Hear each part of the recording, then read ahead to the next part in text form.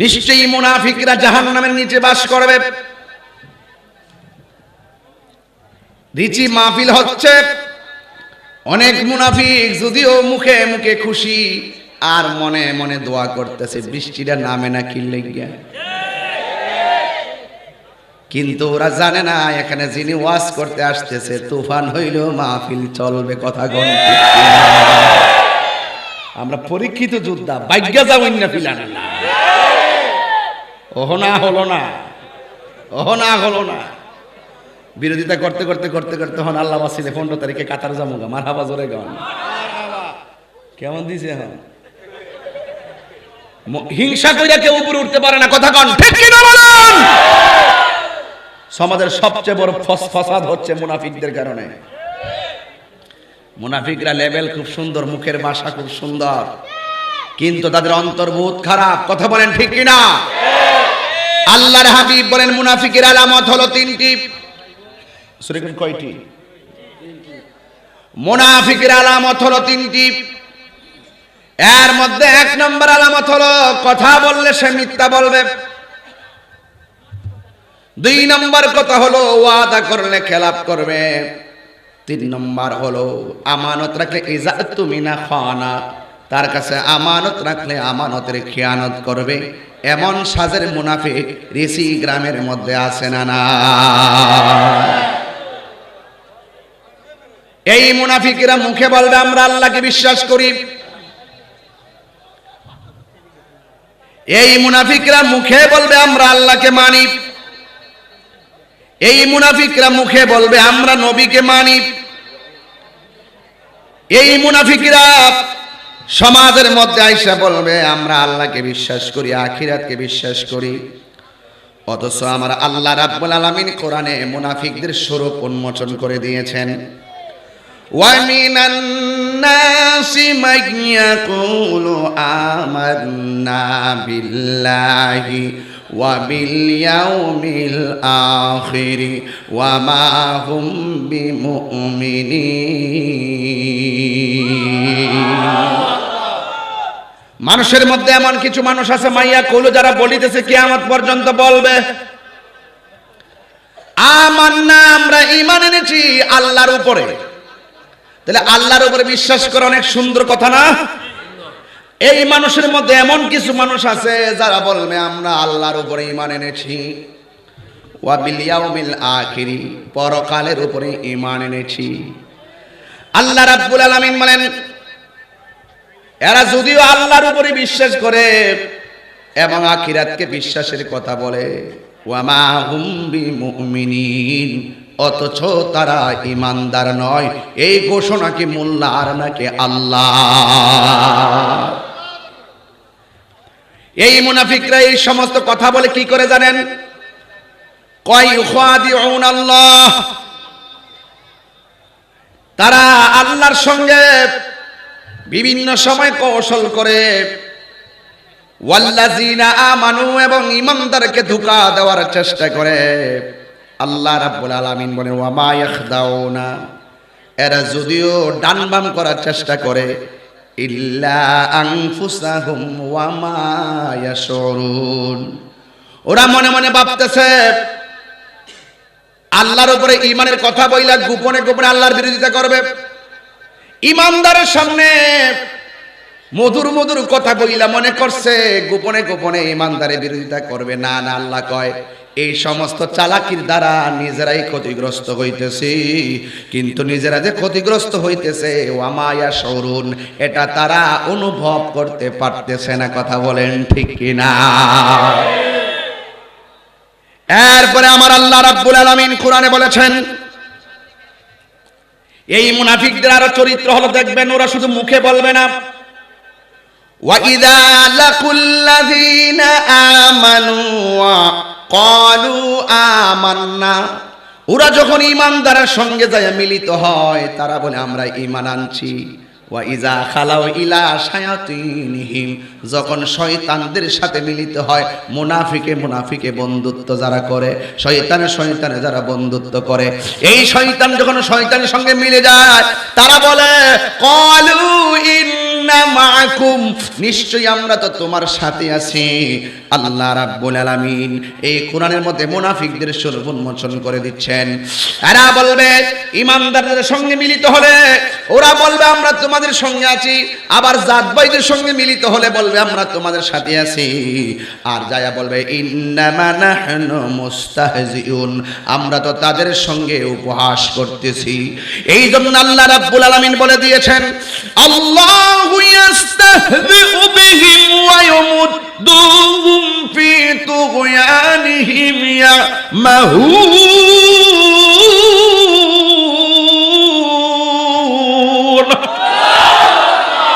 আল্লাহ রাব্বুল আলামিন বলেন এরা বেয়াদবি করতেছে, আমি আল্লাহ তাদের সীমা লঙ্ঘনের পরিধিটাকে বাড়ায় দিয়েছি, এরা যা করতে পারে করতে থাকো, কিন্তু হেদায়েতের মালিক তো আমি আল্লাহর কাছে, হায়াতের মালিকের চাবিকাঠিও তো আমি আল্লাহর কাছে।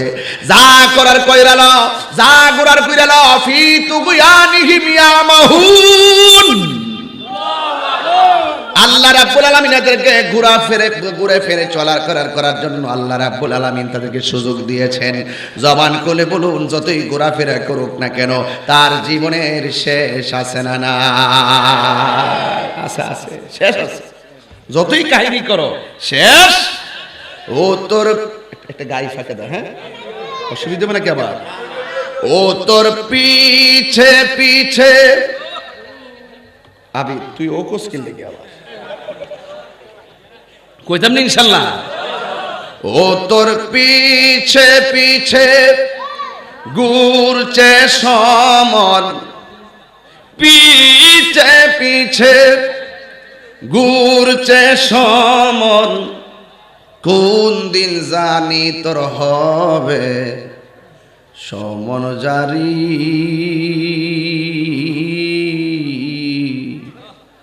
দেখ না মন ঝাঁক মারিয়ে দুনিয়াদারি, ভাই বন্ধু আর আপন জহনা,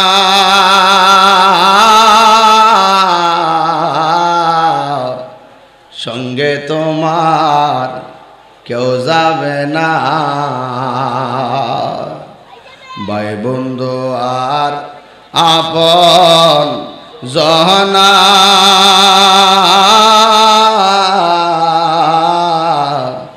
সঙ্গে তোমার কেউ যাবে না। ও তুমি আইসো একা যাইবা একা,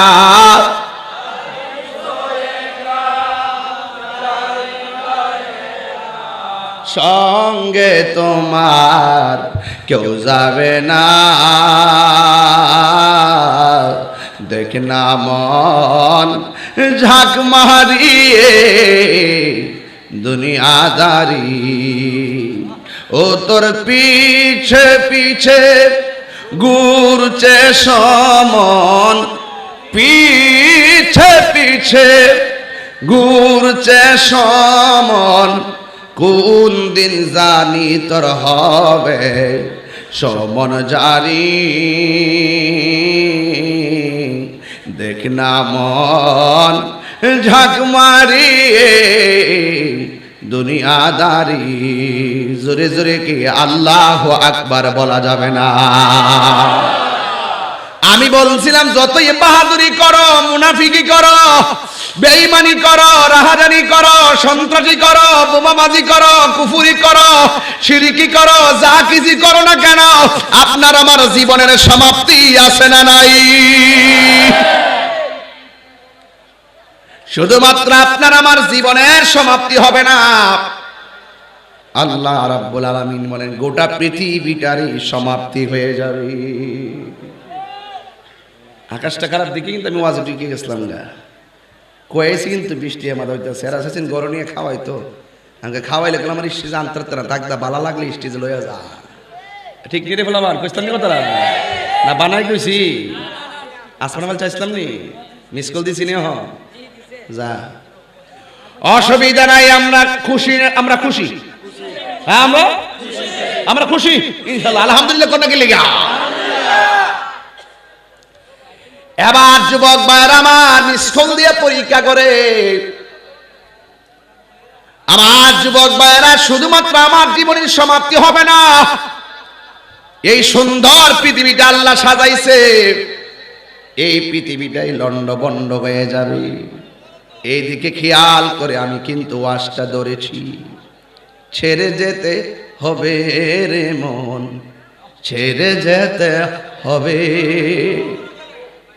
হ্যাঁ কি ছেড়ে যেতে হবে রে মন, ছেড়ে যেতে হবে। এই মায়ার পৃথিবী থেকে আমার বাবা নিজের চোখের সামনে বিদায় হয়ে গেল, আপনার দাদা বিদায় হয়ে গেল, আমিও বিদায় হয়ে যাইব।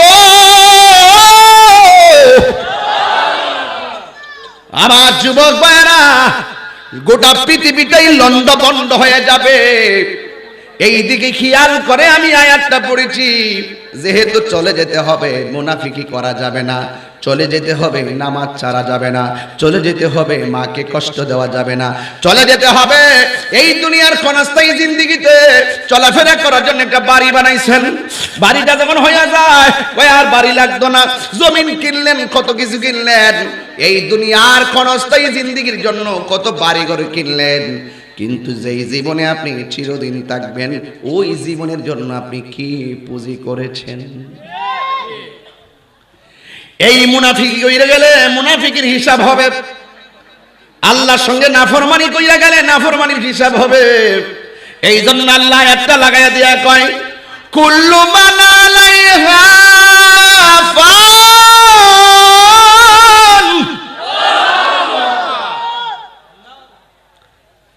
সব ধ্বংস হয়ে যাবে।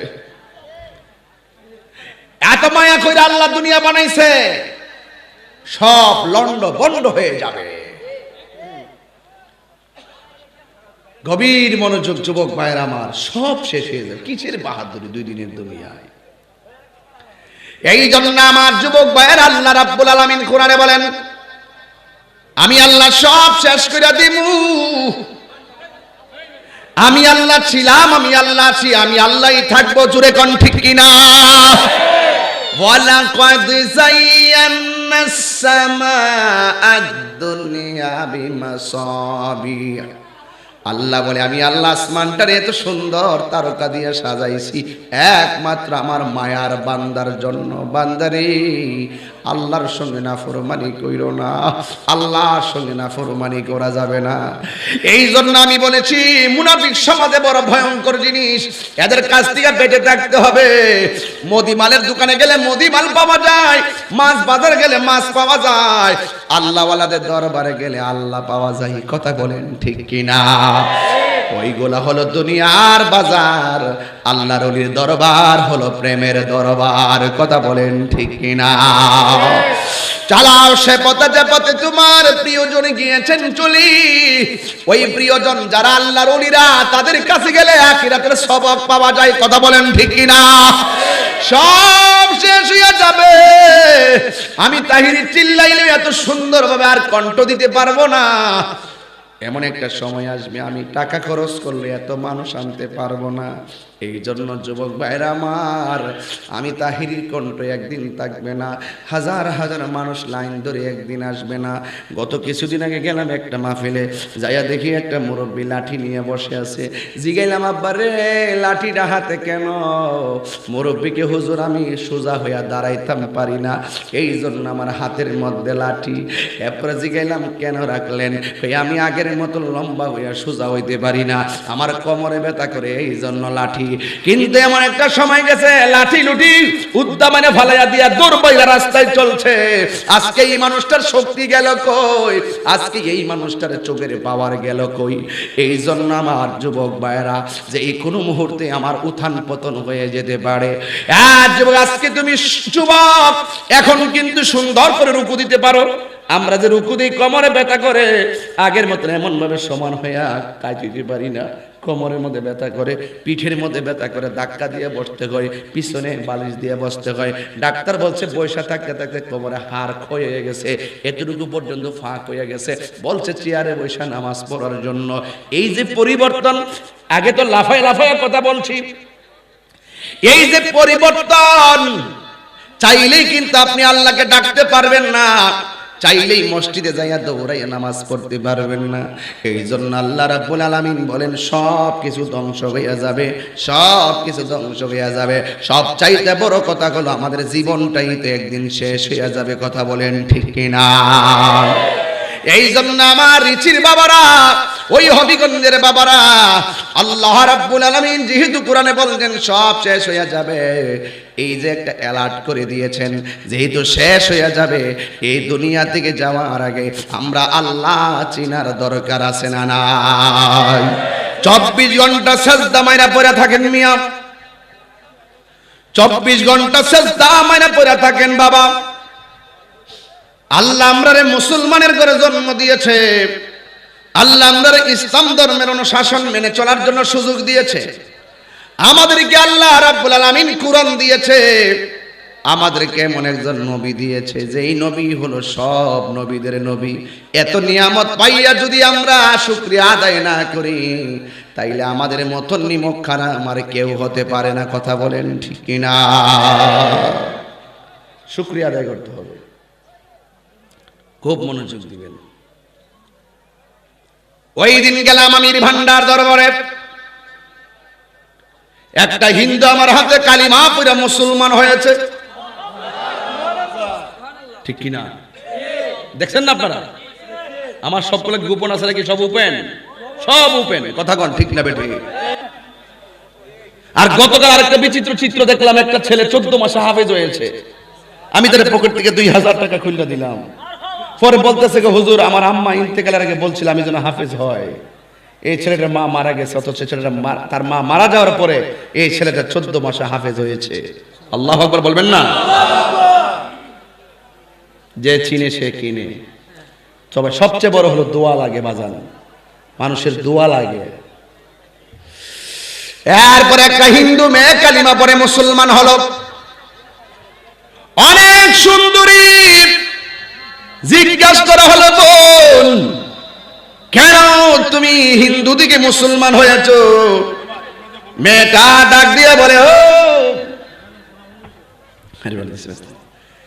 এই জন্য আমার যুবক ভাইয়েরা, বিষয়টা আগে দিতে হয়। আমি তো একটা সাইডে গেছিলাম, বেটা শানে আউলিয়া না, ইতকাল ওয়াল নষ্টি।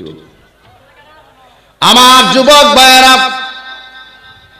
করতারম পাগলামি আউলিয়া শান দিল, কিন্তু এগুলার তো কুট করিয়া পাবলিক রে মানুষে মিসগাইড করায় এই ইউটিউব মূলে। পারি করতাম পারি, আবেগ আবেগে আপনারা নাচবেন, তা আমার বাস। শানগুলো তো অনেকে তো এগুলো বুঝে না। বলি আল্লাহ শান যে বলি, অনেকে তো এগুলো বুঝে না। এইগুলোর কাইটটা কইটে নিয়ে সাইরা দেয়, দেয়ালের পড়তে পরে বাসটা আমি খাওয়ান লাগে। এই জন্য আমি এখন সিস্টেম পাল্টাই ফেলেছি। আজকে একটা স্টেটে দিছি মিজান, ওই যে কোনো ওয়াজের দাওয়াত করবেন, কোরআনের আয়াত উল্লেখ কইরা পৃষ্ঠা সহকারে সূরা সহকারে উল্লেখ করে দিবেন। আমি এইভাবে আয়েশা কোরআন হাতে নিয়ে তাফসীর করব। ওই যারা বলে যে তাহিরিরা কিছু পারে না, এদেরকে বুঝাইতে চাই আমরা তাহিরিরা সিন্নি খাওয়াই না, সুন্নি নয়। ঠিক আছে, যাবো লাস্টে জিকির হইব ইনশাআল্লাহ। বৃষ্টি আয় না কি লাগিয়া এটা আইলেন আর গেলাম গেলে ওগুলো লইয়া। অসুবিধা হইতেছে নাকি কারো? সারা রাত দিব না কোন কয়ালে দুঃখ করা, কয়ালে ভাইয়া কয়া মুরব্বীর একটা দুঃখ কইতাম নি। লোকরা না কুকুরা, লোকরা বাজারে এসে দাঁড়িয়েছি, এমন ফেটে কি যা লাগছে। পরে হেরা কইলাম যে কইরে আকাশের যে লক্ষণ, যদি বৃষ্টি হয় পরে হেরা মাহফিলটা নষ্ট হয়ে যাবো গা। এটা কাজ কর যায় দোকান থেকে পানির বোতল লো আর কেক লো। পরে কেক লইছে, তোরা খেয়াল করছিস নি? গাড়িতে বয়ে বয়ে খাইতে খাইতে আসলাম। হ্যাঁ চোখ লাগাই দিছ রে, এলেতে পেটটা ব্যথা হতেছে রে। পরে গাড়িতে বইয়া কেক খাইছে, কেক খাইয়া আইসা পানি খাইয়া তারপরে স্টেজের মধ্যে আইসা উঠছি। এইভাবে কমিটিতে চিন্তা করি, মাহফিলে চিন্তা করি, নিজের জীবনে চিন্তা করি না, দিনের খেদমত আর সুন্নতের সৌন্দর্য চেষ্টা করি। কথা বলেন ঠিক না বেটা? কি মাছ কি খাইছি? কেক খাইছি। আর একে তো সার রায় মনে হয় জানে তাহলে পোলাপের মধ্যে খাওয়ায় না, আমার এখানে বয়স যাক ভাইয়েরা, আমার অসুবিধা নাই। মাঝে মাঝে ডাইনে পাবে যায় আর কি, বুঝবার লাগে যায় আর কি। যে কষ্টটা করছি, কষ্ট না পেলে বুঝবেন কেমনে? দেখছেন না অতলা খাওন খাই, মনে যে না জানি কিতা খাই রে। তুই তো মাঝে মাঝে সুবহানাল্লাহ কস, আর আমি তো কন্টিনিউ মেশিন চালাইতেছি। এটা তার অকটেন না যে বইরা দিবে আর চলবো গাড়ি। কথা কোন ঠিক না বেটে? এটা তো সিএনজি রে, গ্যাস দিবে আর চলবো। আমরা কষ্ট করে বই রয়েছি, মাঝে মাঝে সুবহানাল্লাহ কস একটু করে দিকে মাঝে গা, আর আমি তো কন্টিনিউ মেশিনটা চালান লাগে। আবার একটু ভুল করলে তো আবার ইউটিউব নিয়ে কাটটা ছেড়ে দিব। একটা কথাও ডাইনা ভাবে কোন যাইতো না, একটা ঘরে একটা কথা যাইতাছে মেমোরির থেকে। এটা কি আপনি সাধারণ মনে করতেছেন নাকি? তা ব্যাপারটা অনেক জটিল, কিন্তু হায়াতের মালিক কে এটা মাথা রাখবেন। এই জন্য যুবক ভাইয়ের আমার, এই জন্য আমার মুরব্বী বাবারা, আমি বলছিলাম আগের মতন গায়ের মধ্যে শক্তি পায় না। জবানটা খুলে বলেন শক্তিটা কেড়ে নিয়েছেন কে? এই চামড়াগুলা ডিল বানায়া দিছে কে? আগের মতো চোখে আমি দেখি না তেমন, চোখ জানি হইয়া গেছে কেমনের কেমন। কেউ বুঝে না চোখে আমার কি হয়েছে, বলো কেউ হয়েছে। আমি বলি আমার মরা চিঠি এসেছে। কথা বলেন ঠিক কিনা? এই জন্য সব শেষ হইয়া যাবে। ও যুবক ভাই, হিন্দু মেয়েটার কথা প্রায় মাহফিলে বলি শুধু বুঝার জন্য। মেয়েটা বলে আমি মুসলমান হয়েছে একটা কারণ আছে। আমার আব্বা যখন মারা গেছে আমি বাবার পাশে দাঁড়ায় রইলাম, দেখলাম চিতাশালায় যায় আমার আব্বারে পোড়াইতেছে। নিচে দিয়া লাকড়ি দিছে, উপরে আমার বাবারে শোয়াইছে, আবার উপরে দিক দিয়া লাকড়ি দিয়া নিচ দিয়া আগুন ধরাইয়া দিছে। আমার বাবা লাশটা পুড়তেছে। হঠাৎ করে আমার বাবার পা গুলো ঠেঙ্গা মেরা দাঁড়ায় গেছে। লাঠি দিয়ে আমার বাবার লাশের উপরে বাড়ি দিছে, বাড়ি দিয়ে আমার বাবার লাশের পাটারে সোজা করছে। কিছুদিন পরে আমার আম্মা, একটু সাউন্ড তুলে দেন একটু, এবার কিছুদিন পরে আমার আম্মা মারা গেছে। আমার আম্মা বড় পর্দাশীলা ছিল। আমার আম্মা এত পর্দাশীলা ছিল, যদিও হিন্দু কিন্তু নিজের পর্দা নিজের শরীরটারে তিনি ওপেন করতেন না। কিন্তু ঘটনাক্রমে একদিন আমার আম্মা দুনিয়া থেকে বিদায় হয়ে গেল। আমার আম্মার কাপড় দিয়া বাইন্ডিং কইরা যখন নিয়ে গেছে চিতাশালায় পোড়ার জন্য, আমার আম্মার শরীরটা কেউ দেখে নাই, নিজ দিয়ে আগুন লাগাই দিছে। আগুনটা গায়ের মধ্যে লাগতে দেরি রে বাবা, হঠাৎ কইরা আম্মার শরীরটা ওপেন হয়ে গেছে।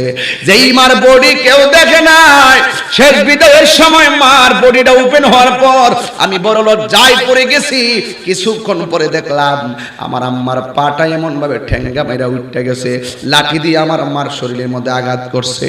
কিন্তু জীবনে আমার মার গায়ের মধ্যে কেউ লাঠি দিয়ে আঘাত করে নাই, জীবনে আমার আম্মার বডি কেউ দেখে নাই। আজকে শেষ বিদায়ের সময় এ কেমন লজ্জাস্করের মতো মনে হলো। কিন্তু আমি যখন দেখলাম আমার বাবার এই শেষ বিদায়ের অবস্থা, মার এই অবস্থা, হঠাৎ কইরা মুসলমানদের শেষ বিদায়ের চিত্রটা আমার চোখের মধ্যে ভেসে উঠেছে। মুসলমান যখন মারা যায় ওই চতুর্দিক দিয়া কাপড় টানায়, কসকু সাবান দিয়া এমন গরম পানি দেয় না যে গরম লাগে, এমন ঠান্ডা পানি দেয় না যে ঠান্ডা লাগে, কিন্তু কসকু সাবান দিয়া তারে গোসল করায়, চতুর্দিক দিয়ে কাপড় টানাই, আবার শরীর থেকে চাদর দিয়া বডি থেকে কাপড়টা খুললা তারে এমন ভাবে গোসল করায়, আঙ্গুলগুলা খিলাল কইরা দেয়, দাঁতগুলা খিলাল কইরা দেয়, পায়ের আঙ্গুলগুলা খিলাল কইরা দেয়। বন্ধুরে আমার, ও আমার চিরে বাবারা, এই আমার হবিগঞ্জের বাবাজিরা গো, ও আমার শাস্তাগঞ্জের বাবারা, যত জায়গা থেকে আপনারা এসেছেন, ইন টাইমে ডাক দিয়ে বলে আমি মুসলমানদের চিত্র মনে হয়ে গেল। মুসলমানরা গোসল দেয়, কানের মধ্যে তুলা লাগায়, ভিতরে যেন পানি না ঢুকে। কথা কোন ঠিক কিনা? এত মায়া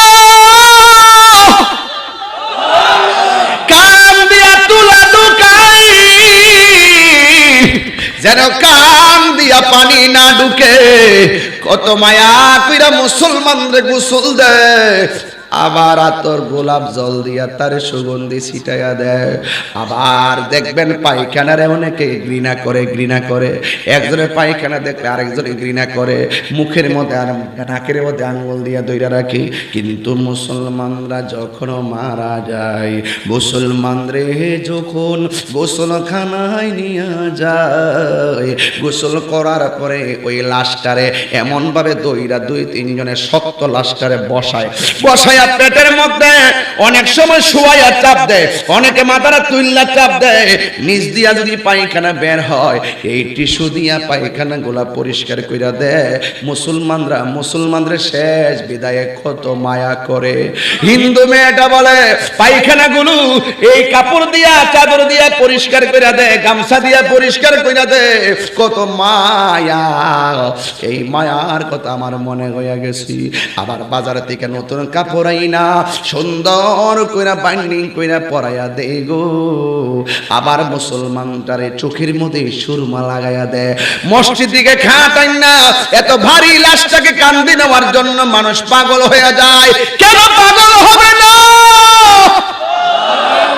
আমার নবী বলে ও আমার উম্মত,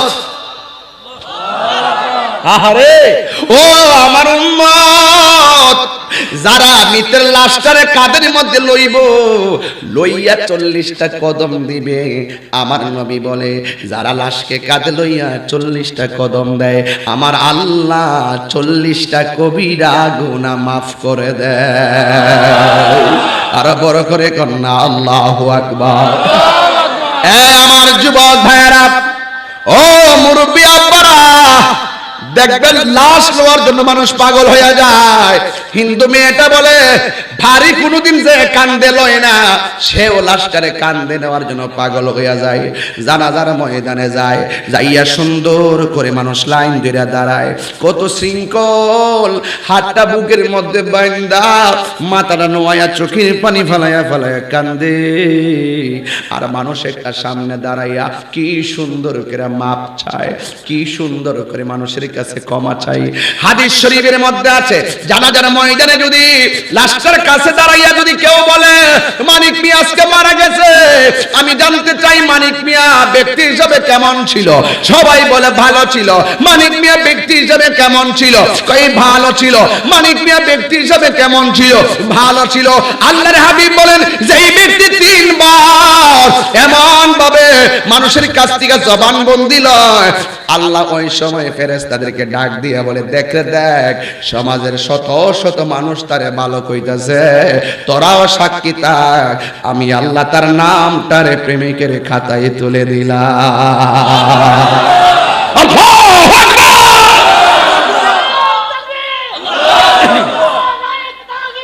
আল্লাহু আকবার। ইয়া রাসূলুল্লাহ, ইয়া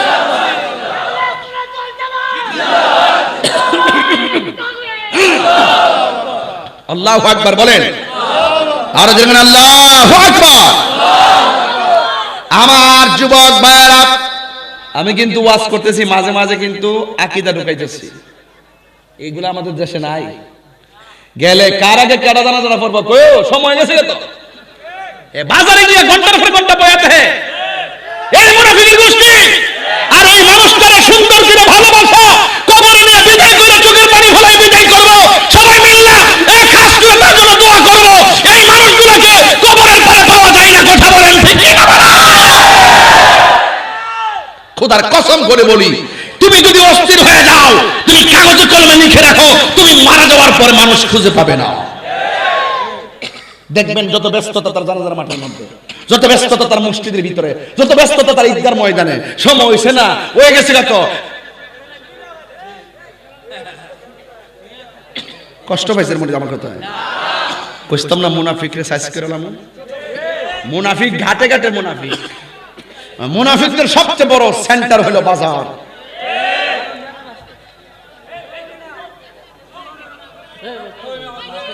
দূর।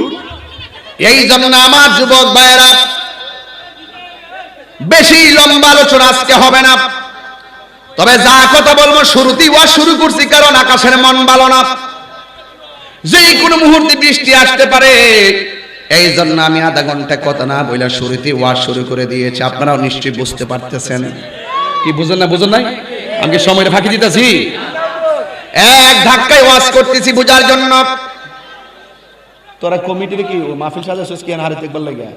এই কোনাটা ঠিক করো না, এটা একটু আমার স্পিকারের কাছে না, তোমরা ওয়াজ শুনতেছ। এই ফুলগুলো একটু সরাই দাও, ফুলগুলো একটু ইয়া করে দাও। এই ফুলটা একটু সরাই দাও, এই ফুলটা একটু সরাই দাও, এরা দেখে না। যাও, খোলো, এই ফুলটা খোলো, সুন্দর করে খুললো। এগুলো কিন্তু মালিকের লোক আছে। তোমরা এখানে কথা বল না, এখানে অনেক মানুষ দেখে না। এটা খুলেন। সবাই দরুদ শরীফ পড়েন। আল্লাহুম্মা, সাউন্ডটা তুলে দেন না, আবার একটু মনিটরটা তুলে দেন না। এই তুমি মনিটরটা একটু সরো। ওলানা মুহাম্মদ ওয়া আলা আলে সাইয়্যিদিনা। আমার যুবক ভাইরা, আমার তো কৌশল আছে, তো কৌশল নেই। আমার যুবক ভাইরা, এবার হিন্দু মেয়ে বলে কি মনে আসেনি কথাটা? কি সুন্দর করে বিদায় দেয়, কবরস্থানে লাশটারে কান্ধে লইয়া যায়, লাশটারে দিল মেরে কবরে ফালাই দেয়। নাকি দুইজন কবরে নামে, তিনজন কবরে নাইমা হাতের মধ্যে লাশটারে হাতের মধ্যে নেয়। এই তিনজন হাতের মধ্যে লাশটারে নিয়ে আস্তে করে কবরে নামায় দেয় যেন ব্যথা না পাই। কত মায়া রে, কত মায়া। এবার আবার লাশটার উপরে মাটি চাপা দেয় না, উপর দিকটা বাঁশ দেয়, আবার বাঁশের উপরে মাটি দেয় না, যেন বাঁশের ফাঁক দিয়া মাটি তার লাশের উপরে না পড়ে। এই জন্য একটা চাটাই বিছাইয়া দেয়, ওয়াস মিলতাছিনি, চাটাই বিছাইয়া দেয় যেন ভিতরে মাটি না পড়ে। কত মায়া। আবার আস্তে করে কেউ যদি কবরের উপরে মাটি ডিল মাইরা দেয়, কয়ে জুড়ে ভালাইস না, আস্তে আস্তে ভালা। কত মায়া করে তার কবর লাশটারে দাফন দে। হিন্দু মেয়েটা বলে এই চিত্র যখন আমার মার লাশ দেখা মুসলমানদের চিত্রে কথা মনে হয়ে গেছে, আমার আর বোঝার বাকি নাই। একমাত্র শান্তি আর ভালোবাসা মানবতার ধর্মের নাম হলো ইসলাম। কেহ লইল আতর লোবান, কেহ লইল জল, কেহ লইল বড়ই পাতার নয়ন জলে বুক ভাসে রে, কান্দে হায় হায় রে সবাই, হায় হায় রে, হায় হায় রে সবাই, হায় হায় রে। মা কান্দে, বাবায় কান্দে, কান্দে আপন জন, কান্দিয়া কান দিয়া চির বিদায় তারা দেও রে, কান্দে হায় হায় রে সবাই, হায় হায় রে। কেহ লইল আতর লোবান, কেহ লইল জল, কেহ লইল বড়ই পাতা নয়ন জলে বুক ভাসে রে, কান্দে হায় হায় রে সবাই, হায় হায় রে। ও যুবক, নবী বলেন কি জানেননি? কিয়ামত তো একদিন হবে, সবচাইতে বড় কিয়ামত যখন রিঠি গ্রামে আশেকের সামনে আজরাইল হাজির হইয়া যাবে। যখন মানুষের সামনে আজরাইল আসবে গো, সেই দিন তার কিয়ামত হয়ে যাবে। আমার নবী বলে মরণটা তার ভালো হবে, কবর তার ভালো হবে, হাসর তার ভালো হবে, মিজান তার ভালো হবে, ফুলসিরাত তার ভালো হবে। আর দুনিয়ার ভিতরে যারা মুনাফিকি করবি, গাদ্দারি করবি, আমার নবী বলেন আখিরাতের প্রথম মঞ্জিলের নাম হলো কবর। কথা বলেন ঠিক কিনা? এই কবরে গেলে উপায় থাকবে না গো। এই জন্য আমার যুবক ভাইরা, আমার নবী আপনার নবী বলেছেন কিয়ামত একদিন হয়ে যাবে, এই কিয়ামতের পরে অনেক আলামত বের হবে। আল্লাহ রাব্বুল আলামিন কোরআনের মধ্যে বলে দিয়েছেন একদিন পৃথিবী শেষ হয়ে যাবে, এই পৃথিবী থাকবে না, যিনি ছিলেন তিনি থাকবেন, তিনি আছেন, জবান খুলে কোন তিনি কে? ওই আল্লাহ এত সুন্দর মায়ার বান্দা বানাইছে, গলা থেকে মাথার তালু পর্যন্ত জায়গাটা আমার আল্লাহ নিজের হাত দিয়া বানাইছে। এই জন্য দেখবেন নবী বলেছেন গায়ের মধ্যে আঘাত করো, চেহারার মধ্যে আঘাত করো না। এই চেহারাটা হলো আমার আল্লাহর রহস্য। জোরে কোন সুবহানাল্লাহ। এই তো ওয়াজ বুঝতে ফলাইতেছেন, এই জায়গায় আঘাত করা নিষেধ, কথা কোন ঠিক কিনা? আল্লাহ বলে আমি আল্লাহ বান্দার চেহারা করে নিজ হাত দিয়ে বানাইলাম। এই জায়গার মধ্যে আমি একটা জবান দিছি, যেই জবান দিয়ে সে আমি আল্লাহর জিকির করবে। এই জায়গার মধ্যে আমি একটা কান দিছি, যেই কান দিয়ে সে আমার ডাক শুনবে। এই জায়গার মধ্যে আমি চোখ দিছি, যেই চোখ দিয়ে সে দুনিয়া দেখে আমাকে গবেষণা করবে। বন্ধুরে, সাউন্ডটা তুলে দেন একটু। বন্ধুরে আমার, ও আমার যুবক ভাইরা, এই জায়গার মধ্যে একটা কপাল আছে গো। এই কপালটারে যখন মাটির মধ্যে লাগাইয়া যখন সেজদাটা মাইরা দিবে, আল্লাহ বলে আমি যেহেতু বান্দারে বড় মায়া কইরা বানাইছি, পাহাড় পরিমাণ গুনাহ যদি বান্দা শয়তানের পাল্লাই কইরা ফেলায়, আর যদি বুঝা আমি আল্লাহর কুদরতি কদমে সেজদা মেরে দেয়, আমি আল্লাহ তার জীবনের গুনাহগুলি মাফ করে দিব।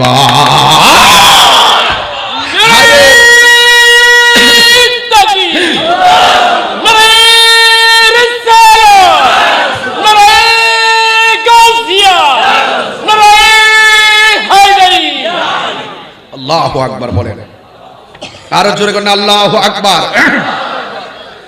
এই জন্য চলে যেতে হবে,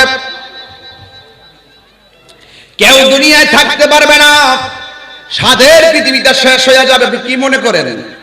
আমি যখন আম্মারে নিয়ে উমরায় গেছি, মদিনা থেকে বদরের প্রান্তরে গেছি, যাইয়া দেখলাম ডানে বহুত পাহাড়, বামেও বহুত পাহাড়। মনে মনে ভাবতেছি এত পাহাড় আল্লাহ কে লেগে বানাইছে? এই পাহাড়গুলোর উপরে বাড়ি বানানো যায় না, এই পাহাড়গুলোর উপরে মানুষ বসবাস করে না, এই পাহাড়গুলোতে জমিনও লাগানো যায় না, এই পাহাড়গুলো কেন বানাইছে? যখন কোরআনটা গবেষণা করলাম, কোরআন যখন গবেষণা করলাম, উত্তর পেয়ে গেলাম। আল্লাহ কোরআনে বলছেন ওয়াল জিবালা আওতাদা, আমি আল্লাহ এই পৃথিবীতে পাহাড় বানাইয়া জমিনটা যেন নড়াচড়া করতে না পারে, আমি আল্লাহ পেরেক মেরে দিয়েছি। ঠিক না?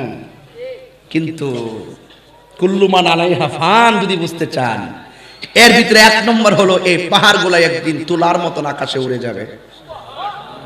যখন উড়ে যাবে তখন কি জমিন ঠান্ডা থাকবে না অশান্ত হয়ে যাবে? এই জমিনটারে পেরেক মারছে কেডা? কি দিয়ে মারছে? কথা বলে কি দিয়ে মারছে?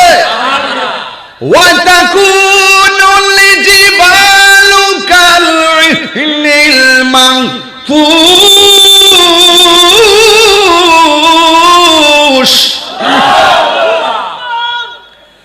আল্লাহ রাব্বুল আলামিন বলেন, খুব মনোযোগ, আমার আল্লাহ রাব্বুল আলামিন বলেন আমি আল্লাহ এই পৃথিবীটারে পাহাড় দিয়া পেরেক মারছি, কিন্তু এমন একটা সময় আসবে পাহাড়গুলো আকাশের মধ্যে তুলার মতো উড়ে যাবে।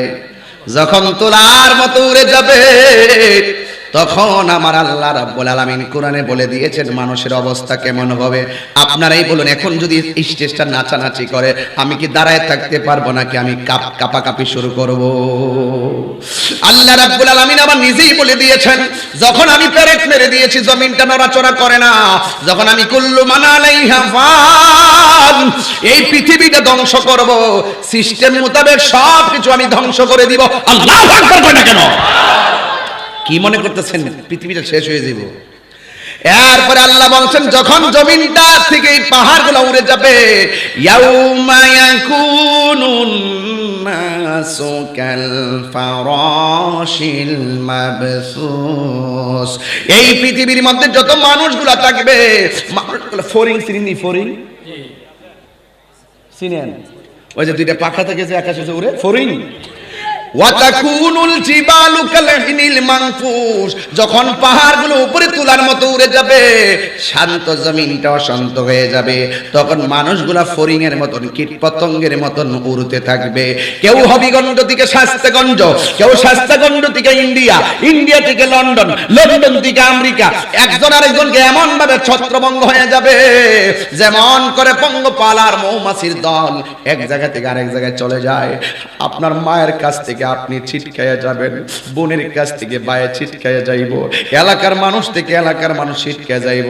সেই দিন জমিনটা লন্ডভন্ডের দিকে চলে যাবে।